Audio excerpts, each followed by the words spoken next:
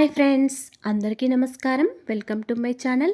ఈరోజు మన ఛానల్లో మరొక కొత్త రెసిపీ వచ్చేసి పచ్చిమిరపకాయల కారంతో సర్వపిండిని ఏ విధంగా చేయాలో చూద్దామండి.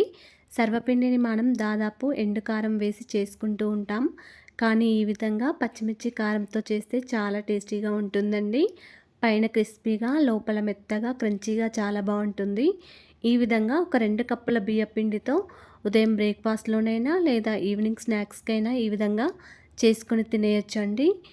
అండ్ సింపుల్గా కూడా చేసుకోవచ్చు, చాలా టేస్టీగా ఉంటుందండి. మరి నోరూరించే ఈ సర్వపిండిని ఇప్పుడు ఏ విధంగా చేయాలో చూద్దామండి. సర్వపిండి కోసం ముందుగా స్టవ్ ఆన్ చేసుకొని ఇలా ఒక చిన్న ప్యాన్ పెట్టుకొని ఒక గుప్పెడు పల్లీలను వేసుకొని వేయించుకోవాలండి. ఈ పల్లీలు కొంచెం ఈ విధంగా ఫ్రై అయ్యాక తీసుకొని పక్కకు పెట్టుకోవాలి. పల్లీల పొట్టు మొత్తం తీసేసి ఈ విధంగా వక్కలుగా చేసుకొని పెట్టుకోవాలి. తర్వాత ఒక మిక్సీ జార్ తీసుకొని ఒక 10 వరకు పచ్చిమిర్చి వేసుకోవాలి. ఈ విధంగా పచ్చిమిర్చిని మధ్యలోకి కట్ చేసుకొని మిక్సీ జార్లో వేసుకోవాలండి. మీరు కావాలనుకుంటే కారం ఎక్కువ తినాలనుకుంటే కొన్ని పచ్చిమిర్చి ఎక్కువైనా తీసుకోవచ్చు.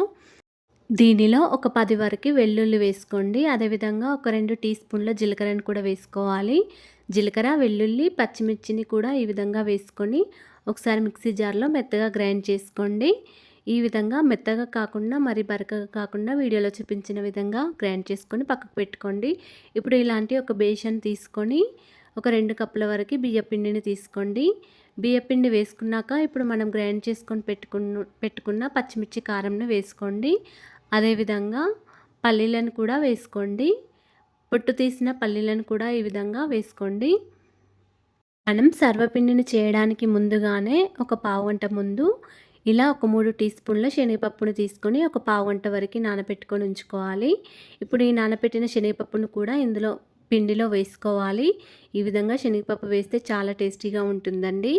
దీనిలో ఇప్పుడు రుచికి సరిపడా సాల్ట్ కూడా వేసుకోవాలి. ఇప్పుడు దీనిలో కట్ చేసుకొని పెట్టుకున్న ఉల్లిపాయలను కూడా వేసుకోవాలి. ఈ విధంగా సన్నగా తరుక్కొని పెట్టుకోవాలండి ఉల్లిపాయలు. అప్పుడే చాలా టేస్టీగా ఉంటుంది. మరీ పెద్దగా కట్ చేసుకోవద్దు. ఇలా పొడుగ్గా సన్నగా కట్ చేసుకొని వేసుకోవాలి. ఇప్పుడు కరివేపాకును కూడా కొంచెం సన్నగా తరుక్కొని వేసుకోవాలి. తర్వాత ఒక 2 టీ స్పూన్ల నువ్వులను కూడా వేసుకోవాలి. మీరు కావాలనుకుంటే కొన్ని ఎక్కువైనా వేసుకోవచ్చు నువ్వులనేవి. నువ్వులు వేస్తే చాలా టేస్టీగా ఉంటుందండి. ఈ విధంగా కరివేపాకు, నువ్వులు, శనగపప్పు, పల్లీలు, పచ్చిమిర్చి కారం అన్నీ వేశాక ఒకసారి పిండిని చేతితో బాగా కలుపుకోవాలి. చేతితో బాగా కలిపిన తర్వాత ఈ విధంగా కొన్ని వాటర్ వేసుకుంటూ పిండి ముద్దలాగా చేసుకోవాలండి. వాటర్ వేయకముందు పిండిని ఒకసారి టేస్ట్ చేయండి. సాల్ట్ ఏమైనా తక్కువగా అనిపిస్తే మళ్ళీ కొంచెం సాల్ట్ వేసుకొని కలుపుకోండి. ఈ విధంగా పిండిని మొత్తం సాఫ్ట్గా ఈ విధంగా కలుపుకోవాలి. మరి గట్టిగా కూడా కలుపుకోకూడదు. ఈ విధంగా వీడియోలో చూపించిన విధంగా కలుపుకొని పైనుంచి కొంచెం ఆయిల్ అప్లై చేసుకొని ఒకసారి మళ్ళీ కలుపుకోవాలి. ఈ పిండి మొత్తంలో ఉంచి ఒక చిన్న పిండి ముద్దను తీసుకొని పక్కకు పెట్టుకోవాలి. ఇప్పుడు ఈ విధంగా ఒక ప్యాన్ను తీసుకొని ప్యాన్లో ఒక 3 టీ స్పూన్ల ఆయిల్ వేసుకొని ఈ పిండి ముద్దను ఈ విధంగా తీసుకొని పిండి ముద్దతోనే ప్యాన్కి మొత్తం ఆయిల్ని అప్లై చేసుకోవాలి. ఈ విధంగా ఆయిల్ని అప్లై చేసిన తర్వాత ఈ పిండి ముద్దను వేళ్ళతో ఇలా నొక్కుకోవాలండి. ఇలా తీసుకున్న పిండిని ప్యాన్కి మొత్తం నొక్కి ఉంచుకోండి. ఇది మరీ మందంగా కాకుండా మరీ పల్చగా కాకుండా నొక్కుకోండి. ఎక్కువగా పల్చగా ఉంటే సర్వపిండి మొత్తం గట్టిగా అయిపోతుంది. మరీ మందంగా ఉంటే పై భాగంలో పిండి ఉడకదండి. అందుకే కొంచెం మీడియం సైజులో ఉండేటట్లు నొక్కుకొని ఉంచుకోండి. మీ దగ్గర సర్వపిండి గిన్నెలు ఉన్నట్లయితే వాటిలోనైనా ఈ విధంగా సర్వపిండిని పెట్టుకొని ఉంచుకోవచ్చు.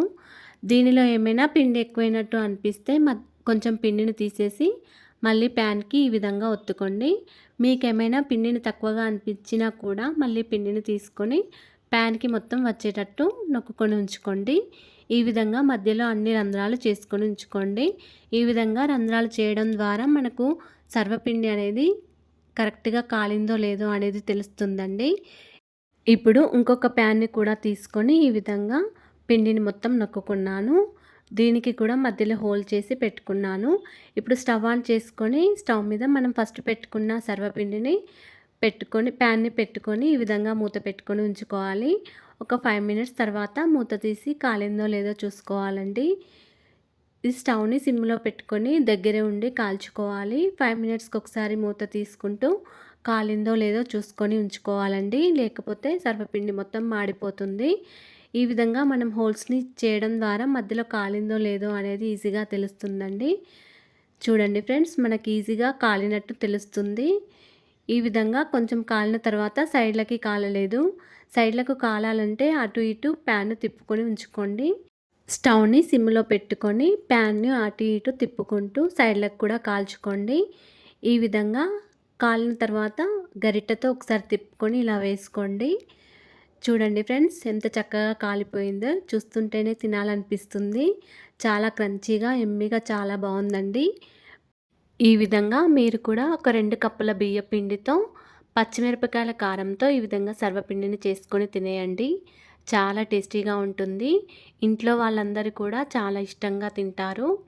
దీనిని మనం మార్నింగ్ బ్రేక్‌ఫాస్ట్‌లోనైనా లేదా ఈవినింగ్ స్నాక్స్‌లోనైనా ఈ విధంగా చేసుకొని తినేయొచ్చండి. ఈ వీడియో గనుక నచ్చినట్లయితే ఒక లైక్ చేయండి ఫ్రెండ్స్ అండ్ షేర్ చేయండి. మా ఛానల్‌ని సబ్స్క్రైబ్ చేసుకోండి ఫ్రెండ్స్. Thanks for watching. ధన్యవాదములు.